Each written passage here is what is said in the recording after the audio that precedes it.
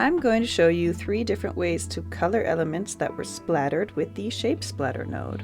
I'm making this video because I often color things in ways that accidentally bring clumps of color into my material instead of real randomization, like in this trail mix material where it took me a few tries to get my M&M's color to be really random instead of in bunches wherever multiple M&M's touched each other. But I'll get to that towards the end of this video. So before we get started, if you find anything of use in this video, why don't you consider subscribing? So let's get started. The Shape Splatter node in itself differs from the tile sampler, for example, in that it doesn't have color manipulation within it. So to control color or grayscale variation, you'll pretty much always need a combination of nodes. These techniques are grouped into the following sections. Group 1 is for when all splattered elements can be treated and colored equally, and UVs don't matter. Group 2 is for when you want to control the colors of each splattered element separately, but still UVs don't matter. Group 3 is for when you want to map textures onto your splattered elements, so UVs do matter. And Group 4 is not really a group, it's going to be my trail mix example where I combined multiple techniques to get the desired result. Now, just to manage expectations, this video will literally just mention and very briefly show these techniques and is mainly meant as inspiration for people who might be stuck doing the same thing over and over again, like me 2 weeks ago. So for our first group of techniques, I'm assuming that you are fine with just throwing colors on each pattern and don't need to map a texture, for example. The main idea is to color using a gradient map. So level 1 is kind of a gross misuse of the entire node, because if you do this, you might as well switch right back to any tile generator, but I'm talking about misusing the height settings. Basically, you could just use a gradient map node to color in your pattern and quickly add variation by playing with the height, scale, random settings. Level 2 is basically level 1, but you control the grayscale values by adding a height offset input and telling the Shape Splatter node to use it by turning height offset multiplier up. Level 3 and 4, here I'm assuming that you are actually using the splatter node to manipulate height in a sensible manner and want to control the color independently from that process. So here we introduce the Shape Splatter node's baby, the Shape Splatter blend, grayscale or color. These nodes take the data from the Shape Splatter node and handle each splattered element as a separate entity, ignoring the height values, except in regards to how the shape may have gotten cut off by the height blending. What I mean by that is that it knows the exact shape of what was splattered even when shapes overlap with one another, as opposed to a flood fill. So here the Shape Splatter blend nodes need the splatter data as input and then can basically do the same as we did up top, but separate from the height information doing its thing. In level 3, I first give the shapes a grayscale value and then color them with a gradient map, either using the built-in randomization or by inputting a grayscale map. And in level 4, we use the Splatter Blend color node and input our color into the color input directly. Here, the equivalent to using the randomization settings in grayscale would be inputting a uniform color and then randomizing it with the HSL adjustments in the node. The second option is to control the colors externally through the use of whatever you want or need. For the second group, we want to regain control over the separate elements. So I want to treat the circles and the triangles differently. Level 1 is literally just giving each element a color with a uniform color node. In this case, you still have the possibility of adding randomness using the HSL sliders as per usual, but they start off being fundamentally their own thing. Level 2, here you can combine your distinct colors per element with a color map and play around with the strength of each of these as you see fit. This allows you to make your pattern's coloring adapt to whatever situation you need while still having some control over the single elements. And level 3 is actually just an introduction to combining techniques and to the Shape Splatter to Mask node, which allows you to choose elements from a splatter node to create a mask from. So you could technically do anything you want with the colors, in this case in 2 different ways, and then still use this mask to mix the 2 based on the element. So maybe you wanted one of the elements to have a bunch of randomization and the other one shouldn't. So group 3.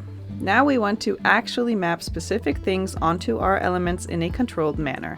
Level 1 of this is pretty much using the Splatter Blend nodes to map the original shapes or versions of them to where they should be, and controlling them regardless of height adjustments. then using a gradient map to color them. Here you can once again play with randomization in the Splatter Blend node, and as shown before, blend between differing mappings using Shape Splatter to mask.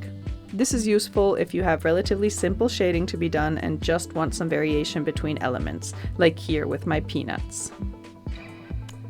Level 2 is helpful when you need even more control over the specific shading of each element, like I needed for the almonds in my trail mix material.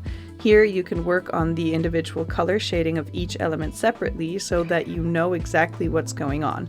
If I wanted variation, I could still adjust the HSL sliders or even go so far as to create multiple versions of the color and blend multiple Splatter Blend nodes using masks, as I did here. Level 3 mainly exists to introduce the Shape Splatter Data Extract node, which outputs a bunch of information that can be used for more advanced techniques. This node can give you the UV coordinates in shape space for each separate element, so you can, for example, use a UV mapper to map whatever your heart desires on there, and then combine things using a variety of masks, as per usual.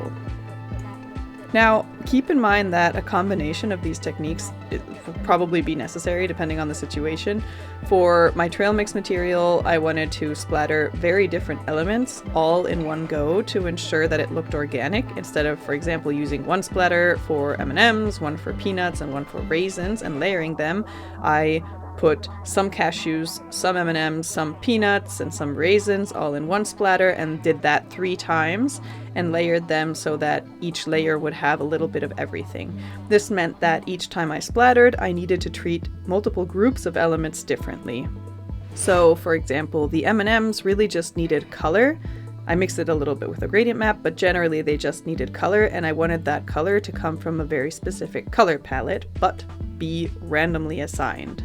So the first thing I want to show you is what my main struggle was, which was the clumping of M&M colors, because I was using a flood fill and then a flood fill to color the different M&Ms. So anytime they touched each other, they became one color. So here I can show you a before and after of all the times I put in M&Ms and how it differs now that I instead used the Shape Splatter Blend color node to color them. And while we're at it, I was really proud of this. I really wanted it to be very random, so I needed an incredibly random noise. So I used a gradient map with no interpolation to create a color palette of, I believe, 6 colors, and then gradient mapped those colors to a white noise and input that noise into my Splatter Blend color nodes to color my M&Ms. I then used that technique for pretty much everything except for the almonds. A few times I just took the height map and put it through a gradient map to get more tonal variation.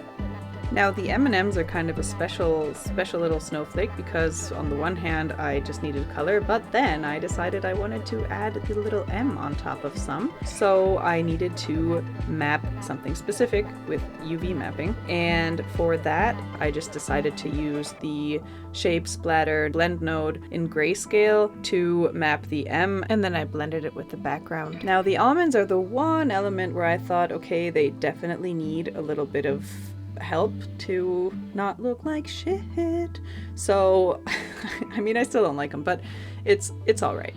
So I basically took the height map and made it a little bit more contrasty and used a slope blur to add a little bit of noise to it, and used a gradient map specifically on that one almond and mapped that with a Shape Splatter Blend color node. Okay, thank you, bye!